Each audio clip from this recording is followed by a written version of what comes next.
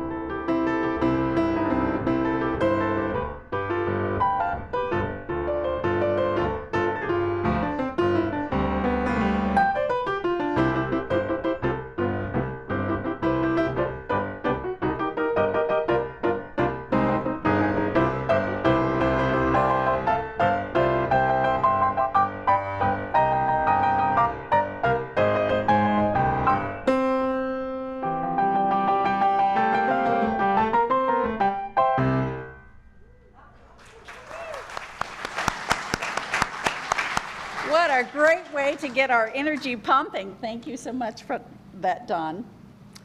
So for our chalice lighting today, I want to do an inspirational reading from Maya Angelou's inaugural poem, On the Pulse of Morning. Lift up your faces, you have a piercing need, for this bright morning dawning for you, history, despite its wrenching pain, cannot be unlived, and if faced with courage, need not be lived again. Lift up your eyes upon the day breaking for you. Give birth again to the dream. Women, children, men, take it into the palms of your hands. Mold it into the shape of your most private need. Sculpt it into the image of your public self. Lift up your hearts. Each new hour holds new chances for new beginnings. Do not be wedded forever to fear, yoked eternally to brutishness. The horizon leans forward, offering you a space to place new steps of change.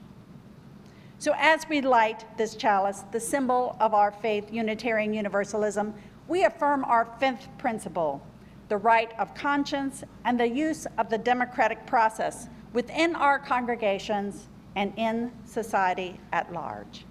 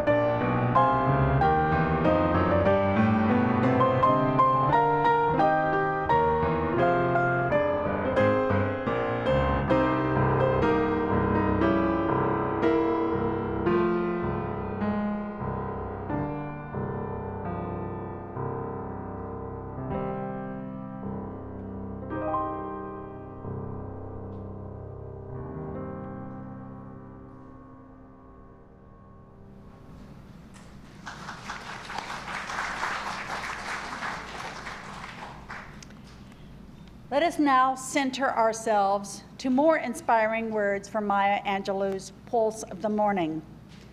I encourage you to get comfortable, to close your eyes and listen to the words and the rhythms. At the end of the reading, we will have a brief moment of silence into which you can silently add your own thoughts, ideas, inspirations, and especially love into the world for all of us to feel. That amount of concentrated energy is palpable. Hear the words. Across the wall of the world, a river sings a beautiful song. It says, "Come, rest here by my side. Clad in peace, and I will sing the songs the Creator gave to me when I and the tree and the rock were one. Before cynicism was a bloody sear across our brow, and when you yet knew, you still knew nothing." There's a true yearning to respond to the singing river and the wise rock. So say the Asian, the Hispanic, the Jew, the African, the Catholic, the Muslim, the French, and the Greek, the Irish, the rabbi, the priest, and the sheik, the gay, the straight, the preacher, the privileged, the homeless, the teacher. They all hear the speaking of the tree. They hear first and last of every tree. Speak to humankind today. Come to me here beside the river. Plant yourself beside the river. Each of you, descendant of some passed-on traveler, has been paid for. You who gave me my first name. You, Pawnee, Apache, Seneca.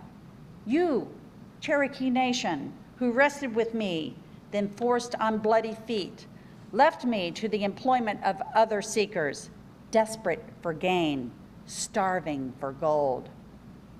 You, the Turk, the Arab, the Swede, the German, the Eskimo, the Scot. You, the Ashanti, the Yoruba, the Kru, bought, sold, stolen, arriving on the nightmare, praying for a dream. Here, root yourselves beside me. I am that tree planted by the river, which will not be moved.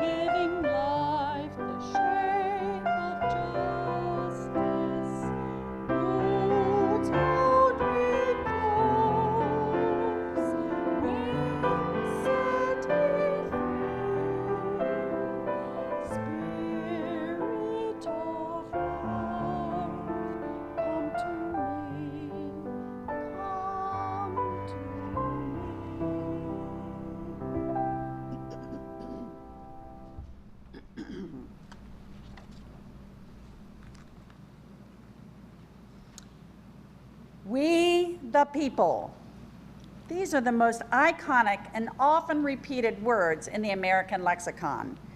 It is the very beginning to our foundational document, the United States Constitution.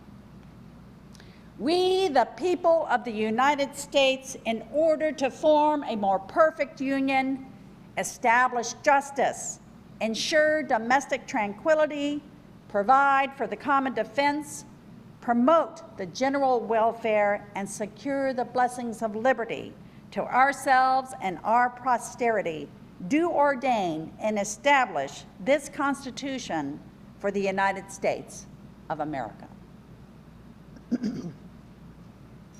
For many of us, these words were memorized as part of our education about the founding of our nation.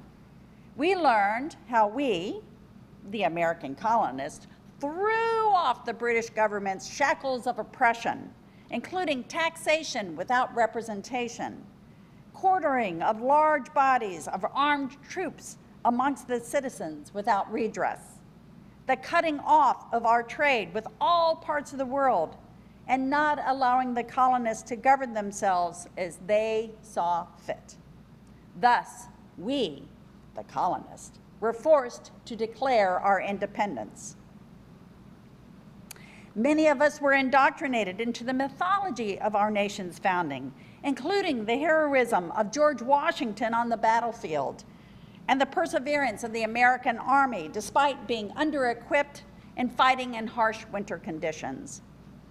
We learned that our Constitution was vigorously debated by our founding fathers and that the first 10 amendments are known as the Bill of Rights. How we, the people, are the driving force behind our government and what they do and what they don't do. That each of us has a voice. Yet, even in high school, government or civic classes or American history classes, students rarely peer into a more accurate or less whitewashed version. I cannot remember any teacher asking students to look at the whole picture of the United States at that time, including the role of slavery and the continual decimation of the Native Americans and the misappropriation of their lands. We only hear of the heroism of whites, and mostly white men. So as part of my racial awakening, I've read a book, Rich Thanks to Racism: How the Ultra-Wealthy Profit from Racial Injustice, by renowned civil rights lawyer Jim Freeman. It is a narrative of how 3 of our governmental systems, education, incarceration, and immigration, have become more privatized from the behind-the-scenes influence of large conservative and liberal-leaning individuals, foundations, and organizations. Those same influencers gain a financial benefit from the privatization at the detriment of the American people. But one passage really stuck out to me. He said, "We must not allow our attention to be diverted from the most important questions that should be asked about any social policy. 1, who benefits? And 2, who is harmed?" So it really got me thinking about our very first social policy, our Constitution, about who benefits, who is harmed, and about the framers and whether they were influenced by the wealthy. So let's take a peek at those most influential founding fathers. First off, George Washington, a large plantation owner from modest means who became our first president. Benjamin Franklin, a publisher, inventor, scientist, and diplomat from modest means. John Adams, a lawyer with a degree from Harvard, who became our second president. James Madison, a wealthy plantation owner with a Princeton education, who became our fourth president. Thomas Jefferson, a wealthy plantation owner and lawyer with a William and Mary college education, who became our third president. Alexander Hamilton, a self-made man with a King's College education, who became our first Treasury Secretary, and John Jay, a lawyer from a wealthy merchant family and with a King's College education, who became our first Supreme Court Justice. So, influenced by the wealthy? Yes, they were. I think only Mr. Franklin, who held influence and power through his publishing business, AKA the social media of his time, and Mr. Hamilton, who, as an accounting clerk, learned about international commerce, including the importing of enslaved people and the business of money. Only those two started out with humble beginnings. So when these 7 influential men helped to frame "we the people," were they really talking about us? Well, of course not. So last year in my July 4th sermon, "The Truths We Hold," we uncovered that our nation's founding of "all men are created equal" really only applied to land-owning, educated white men. And yet, over time and through dogged determination, those that were able to become American citizens and vote expanded to include African Americans, women, Native Americans, Asians, and others not classified as white and of European descent.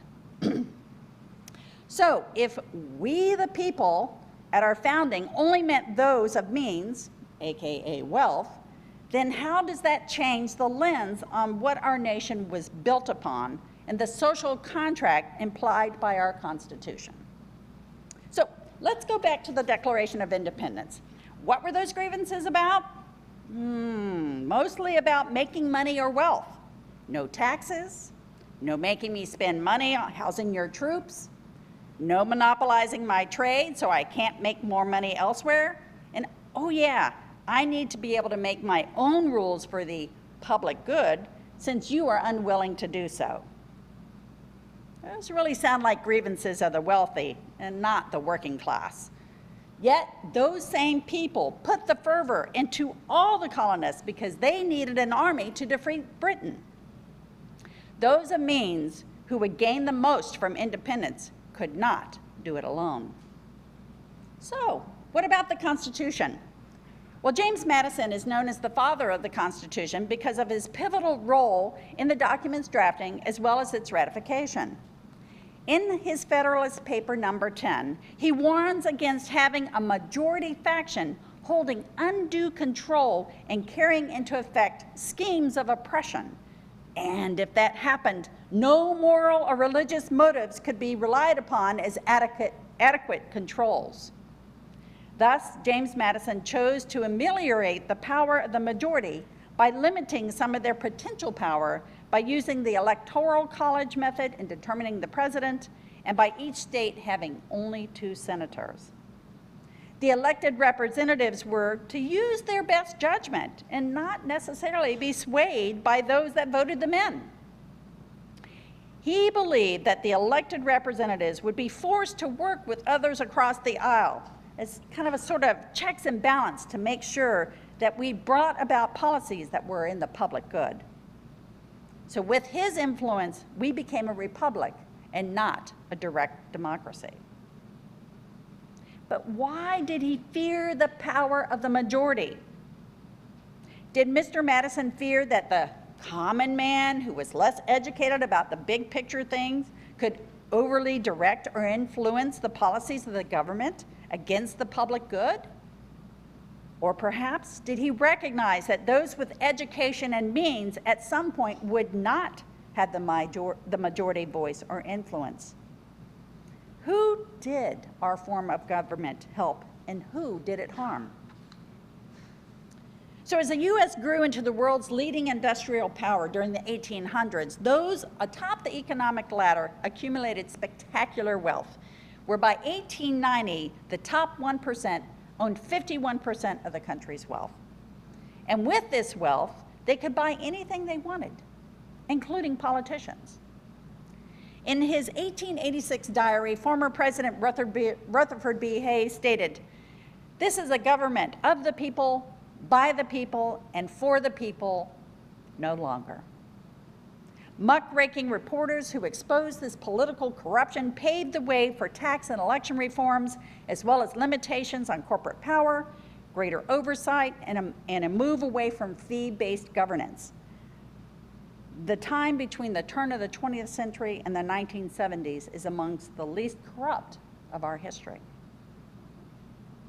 So during the 1970s, a series of campaign reform laws facilitated the growth of political action committees, or PACs, allowing corporations, trade associations, and labor unions to form to support candidates and/or issues.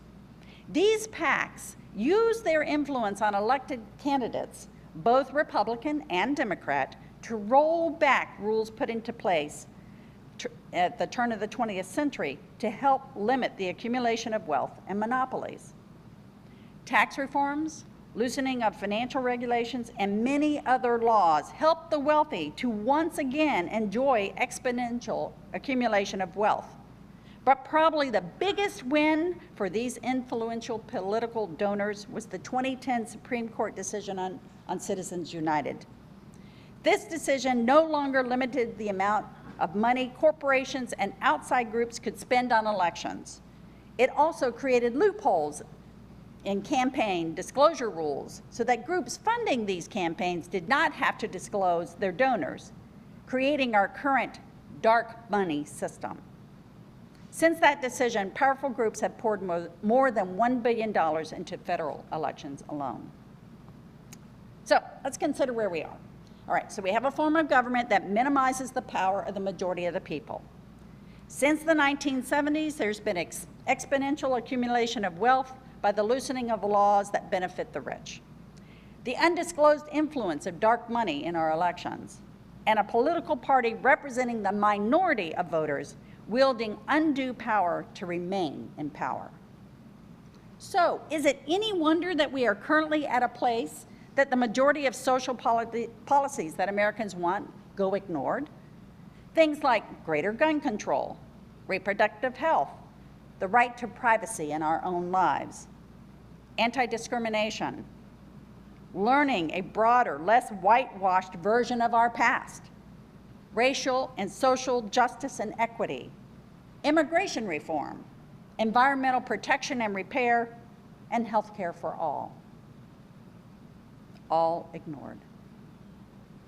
Is it any wonder that our elected officials spend as much time or more looking for their next big campaign donor than governing?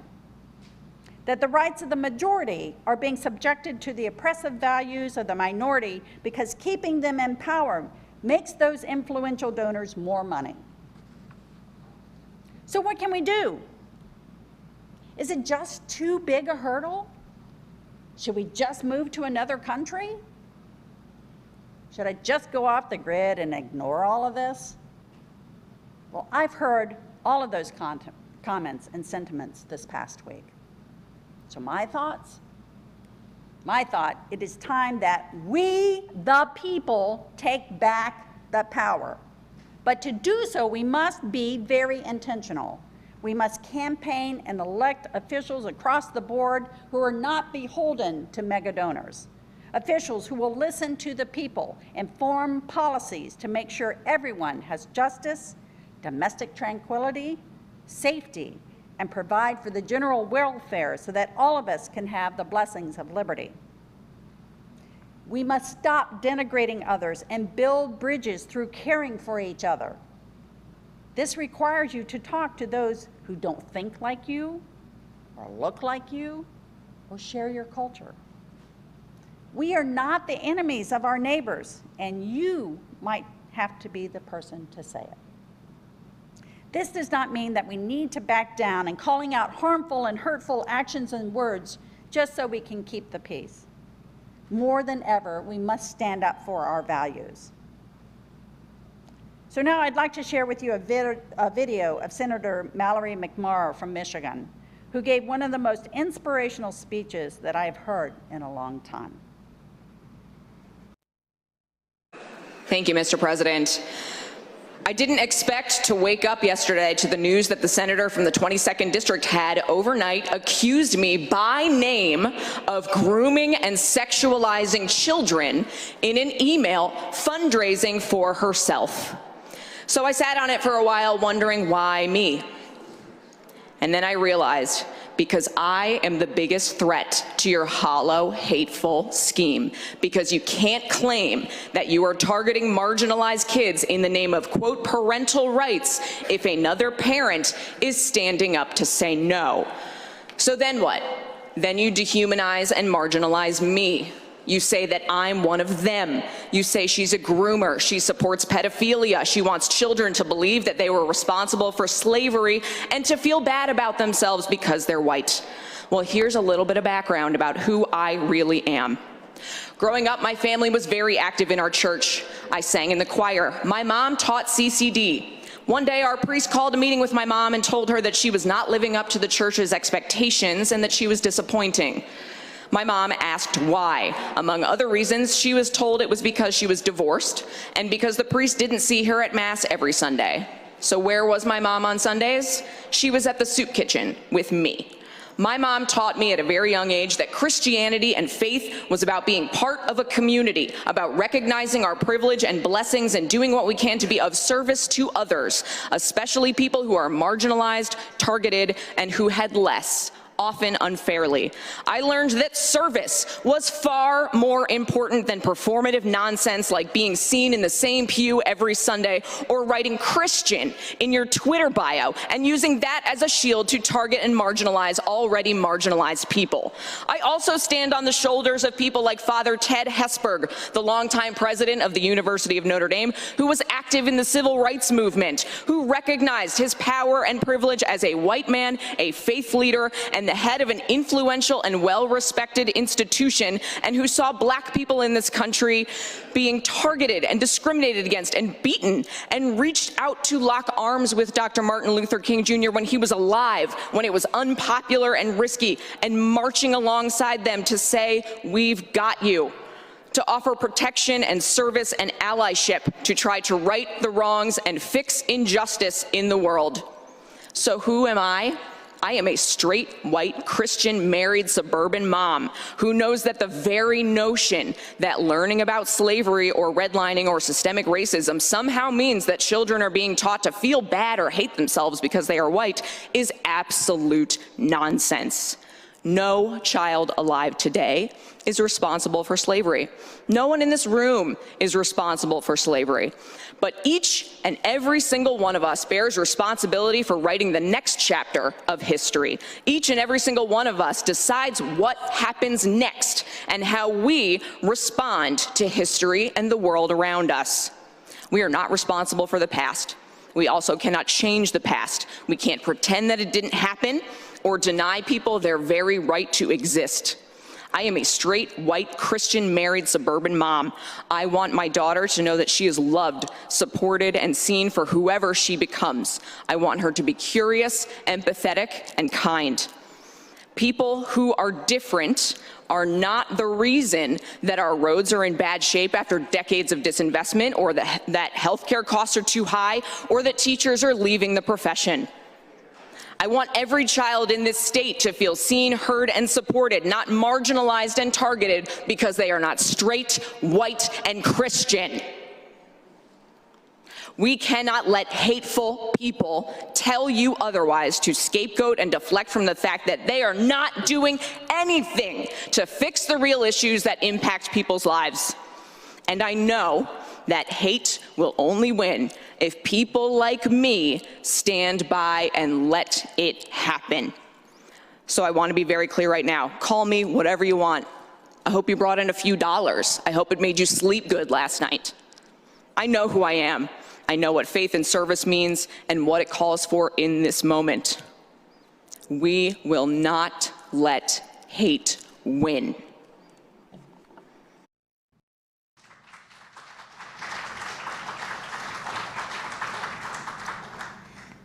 I get chills and inspiration every time I watch that video. We cannot let hate win. We cannot let our democracy, as it was promised to us, be co-opted by the minority. If we allow hate to chase us away from becoming poll workers or teachers or doctors, then those voids will be filled by those in line with the minority. We need to rise up and make our voices heard. It might require being on the streets protesting or boycotting or marching, or making good trouble. We must reach out to those whose plates are already full with the daily chores of living and making ends meet, to let them know the importance of now. We need to help them be part of we the people. Each of us can do something. Our offering will now be received.